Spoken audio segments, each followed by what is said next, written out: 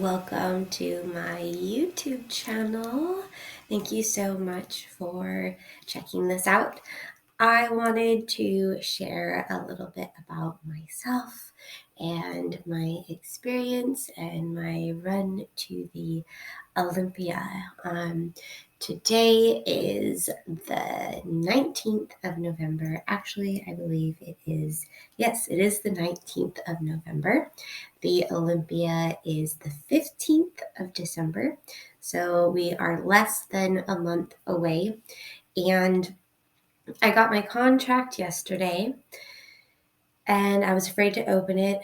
Usually, when I get my contracts for competitions, they're always the same. But when I open them, it means that I'm committing to something, and that means I'm going to be buying flights and hotels and taxis and food and the reservations and making all of these commitments and spending money, and it starts to build this anxiety. And the Olympia is something even more and crazy. I'm from the States, but I'm most nervous about traveling there because I haven't really traveled to the States and booked hotels or anything like that in so long. And running up to the Olympia, I've been mostly traveling in Europe, and things are very accommodating, and you can find really good deals. People have been really nice, and I just haven't experienced a lot of that in the States in the past ever, really, because I've either lived in the States and haven't really used a lot of services like that, um, or I was younger and didn't need to, and my family did it. So now it is up to me, and handling the stress of that coming from a completely different country in South Korea is a little stressful. But it's really exciting and it's a really cool opportunity. But what I wanted to just share today was a little bit more about the experience of just not, I don't know if experience is the right word, but how I'm feeling about going to the Olympia. First, I'm just super excited and really, really grateful to be going. I've worked very, very hard to this point. When I received this contract, though, and everything, I was anxious about getting it because, I wanted to get my stuff done and ready. I felt like this cloud come over me of I don't even belong here. I don't even belong on this Olympia stage. I've been told since I started fitness, I need to be more powerful. I need to be bigger. And even experiencing getting on stage and judges not even looking at me when I'm posing in my individual pose. And I found that to be really frustrating and disrespectful and rude, um, and they already knew who they wanted to pick, type of a thing, which isn't true and all in my mind, but also kind of frustrating when you think about it. You travel to all these places and the judge is talking to the other judge next to him and not even looking at you. And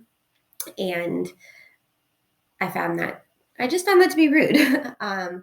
And I even switched to bikini at the beginning of the year. And over time, we realized that there were some other opportunities. My coach was like, you need to hop into this pro show in Portugal, the Big Man Evolution. And I did, and I'm super glad. We decided at the end of 2021 that we were going to collect points for the Olympia this year, but that started last year, and I did 2 shows in November, one in Spain and then one in Virginia. And the really neat thing about those competitions is that I was top 5 out of 10 in Virginia, which was really cool because it was a natural show. Everybody was they weren't using anything, so I was right in there, which was really amazing. And then I placed 4th out of 5 in Spain for the Big Man weekend, which was really, really encouraging to me. However, I still felt that I wasn't good enough, I guess you could say. And I did switch to bikini, and I wasn't really planning on going to fitness.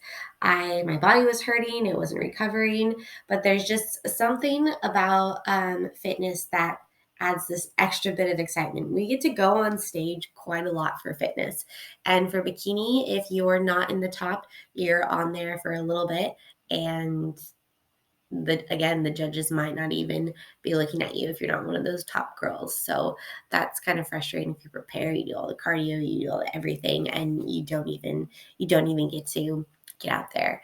So I decided to jump in super last minute to the Mr. Big Evolution in Portugal. It's where I did my pro debut in 2021.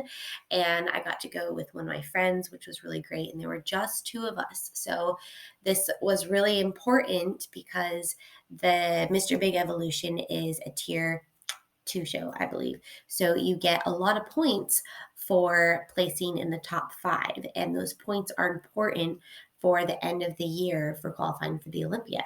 And I qualified on those points. So there were two of us, and I placed second. So I believe I received 6 points, 6 or 7 points from that competition. I'd have to go back and look. And then I came home and I didn't do a competition. I had done 2 bikini ones the 2 weekends before.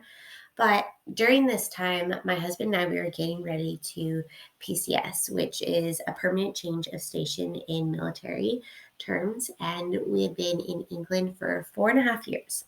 And this PCS had been pushed back and pushed back and pushed back. I believe our original time that we were supposed to leave was like April, May time, and now it is July, August time, and we're finally getting our stuff together.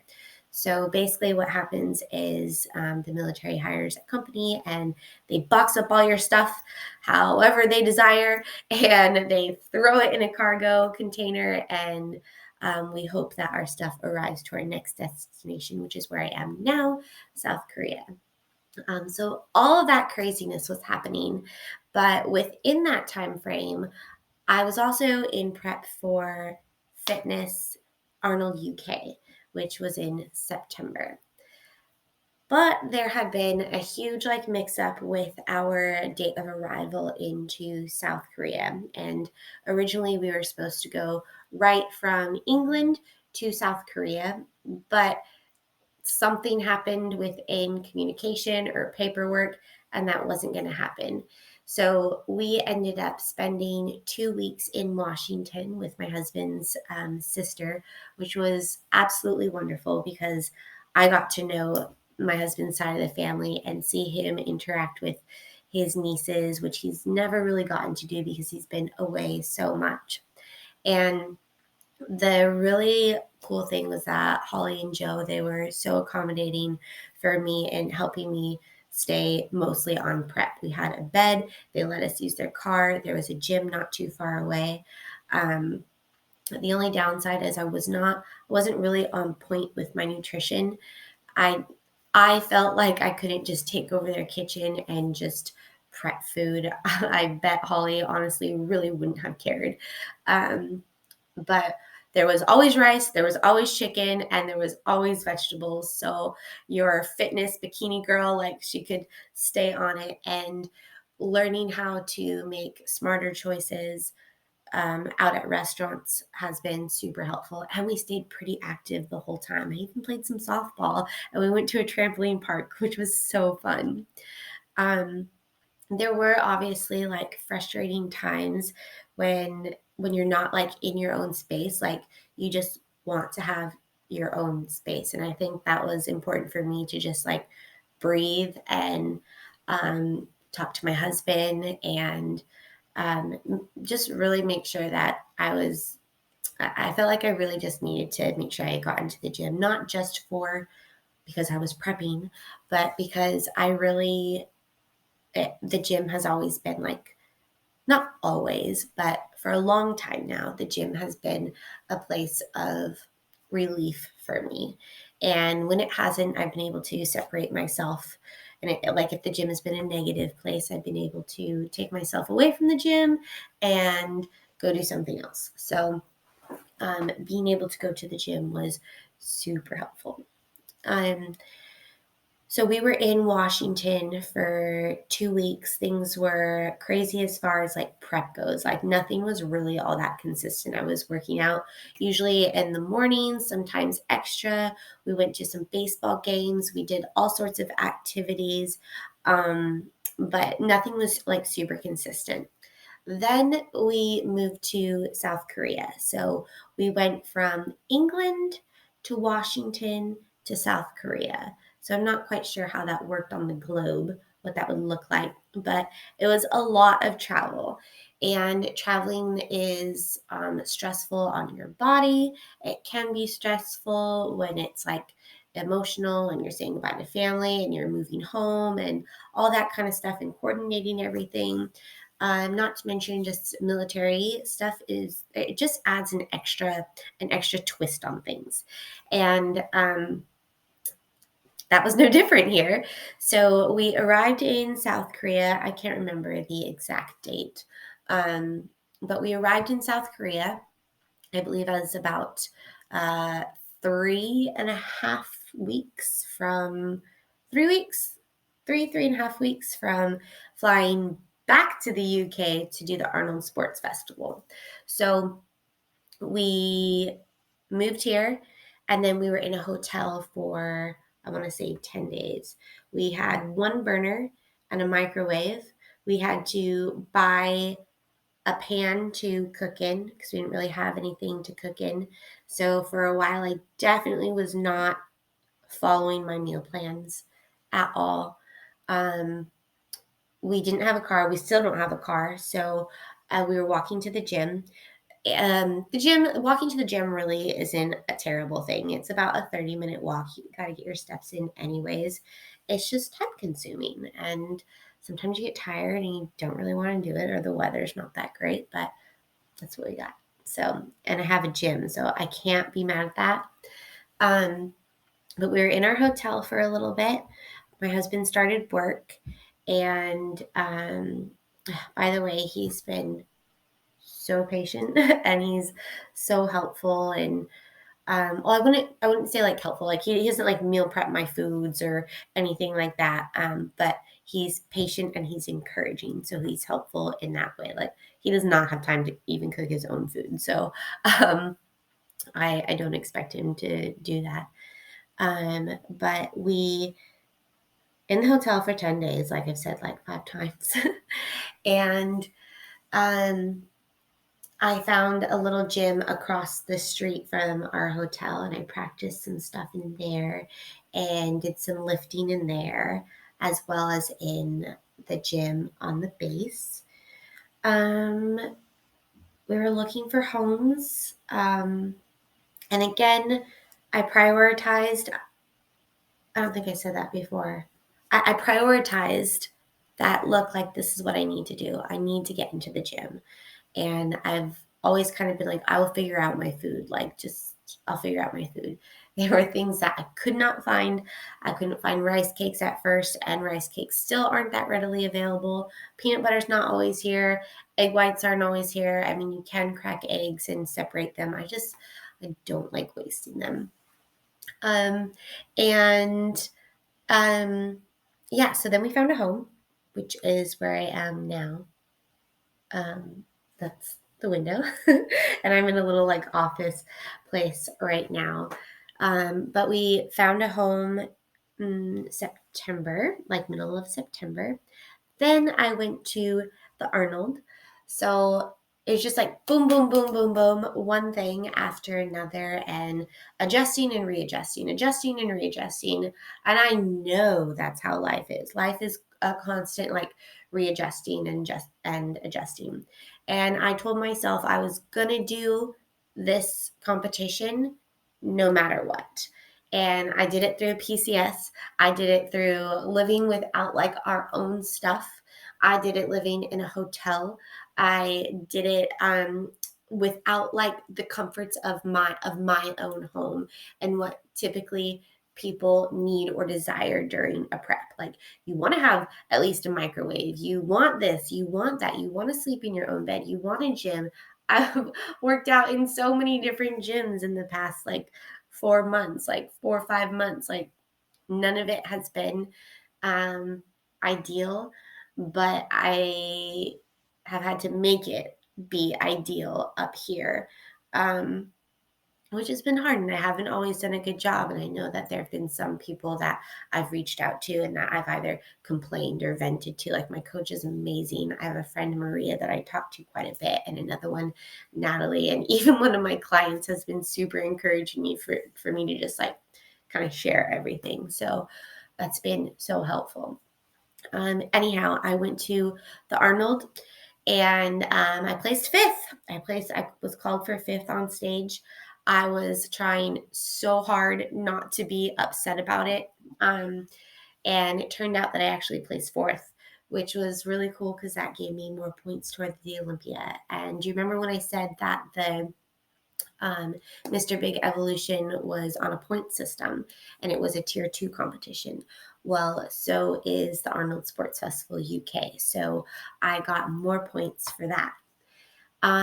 So I had a good bit of points by now. I think I had 17 points. And I was in the third spot for going to the Olympia, and they take the top 3 in the point system. And then I stayed there for a few weekends, but we kind of figured I was going to have to do one more competition to really secure my spot there. So fortunately I've had like a few like months at home where I could just be at home, reacclimate to a new setting, learn like the foods, because let me tell you, I should probably know some Korean by now, but I don't. I know that this letter is an S, and that's it. It looks like a little like hat.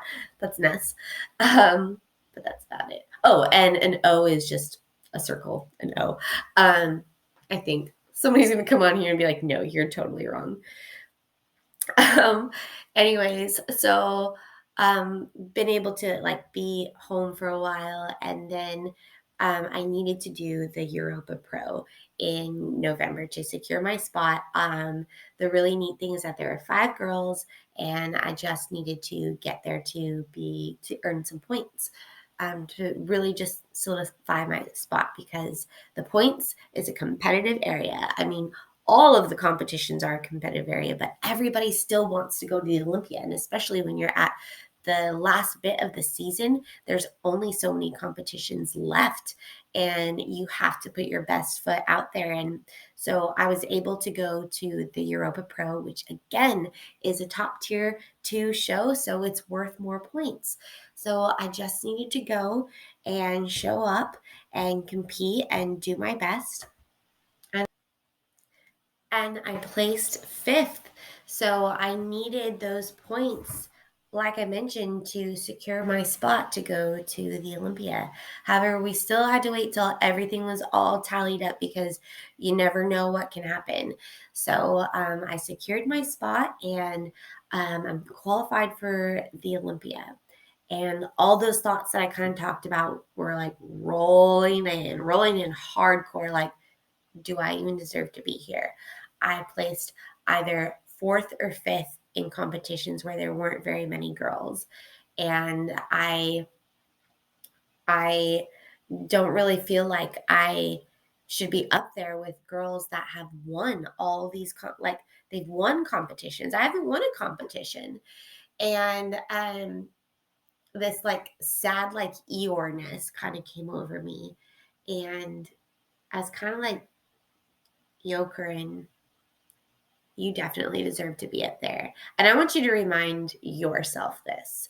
Remind yourself of like when you kind of get into this mindset, because like this kind of stuff happens to me all the time, and I have to snap myself out of it. And sometimes I have to talk to somebody first before I'm actually able to do it, or have a little vent session. But here's the thing. I went a different route. I didn't win, but that's why there's the point system. I went to, let's see, 1, 2, 3, 4, 5 fitness shows, and I had done 2 bikini shows. I believe that's correct. The bikini shows, they don't count towards the Olympia for fitness. They would have if I would have got points for bikini, but I didn't. Um, so, no, I did not win a competition, but I went through all of the other competitions. I went through the prep. I went through hotels. I went through flights and accommodations and taxis and invested the money in myself, bought my tans, did all of the things that you need to do to prep for competition to earn those points. Like you earn that spot on the Olympia stage. You earn those freaking points. And when you're like feeling down about yourself on whatever it is that you're doing, or you feel like you don't deserve, or you don't feel like you're in the right spot, like those are the times when you need to like look back and see where you came from and what brought you to exactly where this point is. Because it's either going to tell you why you need to get out of that negative mindset and be like, no, I fucking did it and I'm here. Or it's going to tell you like, okay, I could have done this better. Oh yeah, there's so much I actually could have done better with everything. But it's gotten me right to where I am, and I'm I'm kind of proud of it. I'm kind of proud of it, and I'm especially um proud of getting to the Arnold with all that stuff in between. I remember when I got the notification for being selected to compete at the Arnold and being so excited. And then the afterthought of like, oh shoot, like we're moving country. Like, how is that going to work? And I was just like, I'm just going to make it work. You cannot stop living your goals and your dreams because life happens. And I think so many people do that. And I've done it. I've done it. Like, I've talked about the whole like eating disorder thing, like on my social media a little bit. And if you want something to stop you in your tracks, like any sort of addiction or anything like that, it's going to stop you in your tracks if you let it. And a while ago, I decided I wasn't going to let it stop me anymore. I let it stop me in gymnastics, but I decided I wasn't going to let it stop me in bodybuilding, and I wasn't going to let me be scared in bodybuilding of going after the things that I want and deserve and dream about. And yeah, so life will stop you, but you have to be the one that stands your ground a bit and is like, nope, I need this, this, and this. And you can't really compromise. I mean, you can compromise, and you need to talk to the people who are supporting you and see how you can compromise. But I think I think you can't compromise like the essence of what you want. And you just have to like keep going. And even when you don't believe in yourself, even when the words in your head are telling you all the negative things, you kind of like have to like disobey those thoughts in your head, and you have to keep going. And I will say, like, the one thing that I haven't learned quite how to disobey yet is the negative, like, thoughts and behaviors around food that I have, which keep getting better and better and better as far as me overcoming those things. So, um, when you're going towards a goal and those negative things come up, just disobey those thoughts and just keep going. When you don't think you deserve something, sure, like just table that thought. You can either think about it later or disregard it and just keep going. Like, think of it as like when you were a teenager and you didn't listen to your parents on something. I mean, I can't say like my brother, sister, and I were super rebellious, but I pierced my own ears, and my dad wasn't super excited that I got a belly button ring or tattoo. So I would say I'm the most rebellious. um, but you know how when you're rebellious as a teenager, just be rebellious with yourself. Like That's what's been working for me in the past like few months. Like, Corinne, no, you're not good enough. Yeah, I am. I'm gonna go sneak out the back door of my mind and I'm gonna go do what I want. I don't know if that makes sense, but if you can just kind of rebel against those negative thoughts and feelings that you have about yourself, then um, yeah, I think you'll be golden. So I know this is kind of like a whole roundabout way. And what does this have to do with the Olympia contract? But basically, it has to do with it because I do deserve to be up there. And you deserve to be in the places that you want to go and the goals that you have and the things that you want to do. So just remember that, and remember that you're not alone in that feeling. Yeah, so that's basically what I wanted to share with you. And I am a long winded person. So if you are doing cardio or have steps to do or in prep or just want something random to listen to from some girl who lives in South Korea, then this might be for you. Anyways, I do want to share a little bit more specifically about prepping for the Olympia. I probably should have started a little bit earlier. But to be honest, I didn't even think that doing a little video like this was something that I'd be worth. So I finally sat down and did it, and really glad that I did. So I'm going to let you go, and I hope you guys all have a really good day, and don't let those negative thoughts stop you.